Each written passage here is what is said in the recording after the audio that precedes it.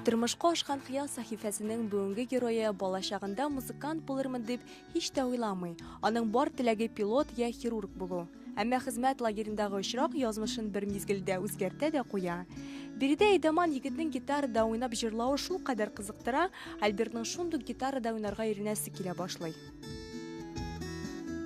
Кайбы дусларның да гитарада уйнап алулары мен бик тирән из калдырды. Мен әйттем, бетте, миңа да күрсәтегез. Һәм миңа менә шушы 3 аккордны күрсәттеләр.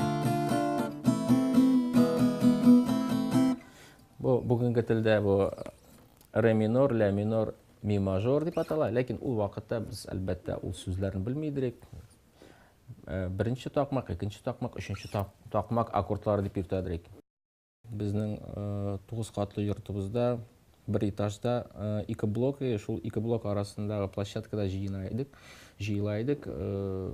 Кайчак 1, кайчак 2, хәтта 4 гитара булган очраклар да бар. Бүтән күршеләр инде ияләнеп беткән иде. Хәтта инде Казанга күчеп киткәч, 3-4 елдан соң кайткач күрше чыгып, нишләп әле соңгы арада күренми башладыгыз ди. Бик күңелле иде ди. Сәгать 3-кә 4-кә хәтле уйнап утыра идегез ди. Җырлый идегез.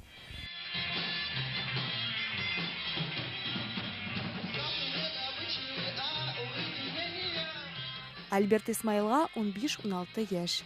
Көнбатыш музыка юнәлешләренә гашык егетнең иҗаты подъездларга гына сыймый башлый.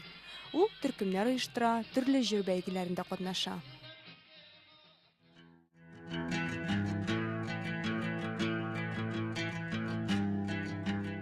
Соңыннан Альберт Туймазыдан Казанга күчеп килә, биредә дин көнчыгыш телләре белән кызыксына башлый. Тәрҗемәчегә укый. 10 елга якын кулыма гитара алмадым дисәм дә була, әмма анда да искәрмәләр бар. Студентлар фестивалендә чыгыш ясый идем ди ул.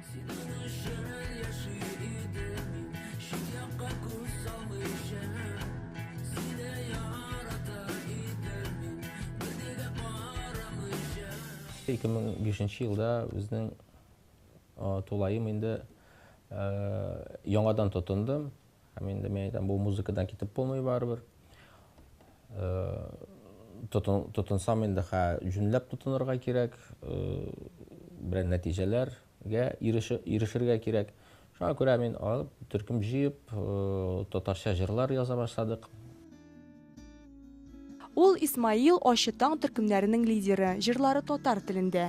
Иҗатларын патриотик әсәрләрдән башлыйлар. Соңыннан башка музыкаль юнәлешләрен дә үзләштерәләр. Бу рок-баллада, панк, рок, кантри. Минем тыңлаучыларым иҗатым кебек үк, төрле ди музыкант.